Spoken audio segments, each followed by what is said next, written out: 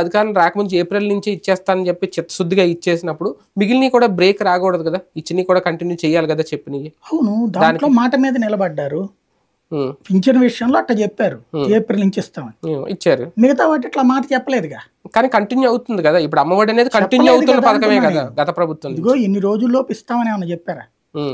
తమ పథకం అది, మేము వస్తే అన్న క్యాంటీన్లు పునరుద్ధరిస్తాం 100 రోజుల్లోపు అన్నారు, పునరుద్ధరించారుగా.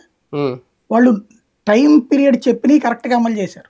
అంటే అది వాళ్ళ మార్క్ పథకం కదా అన్న క్యాంటీన్ కదా. వీటికి ఆ డేట్ ఏం చెప్పలేదుగా.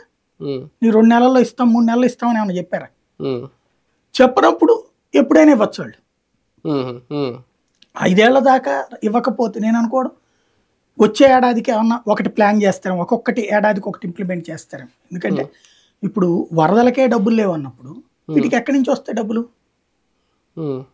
బేసిక్గా డబ్బులు ఎక్కడి నుంచి రావాలి?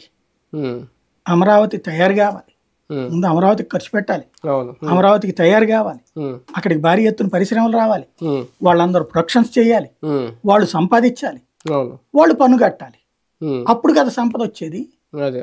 మరి అప్పటిదాకా ఎలా ఇస్తారు? అంటే సంక్షేమానికి 5 ఏళ్ళు అని మార్క్ ఏం లేదా? 5 ఏళ్ళలో ఎప్పుడైనా చేయొచ్చా? అంతే కదా. చేసుకోవడం సరిపెట్టాలి. ఏ మీడియా అయినా అడిగిందా?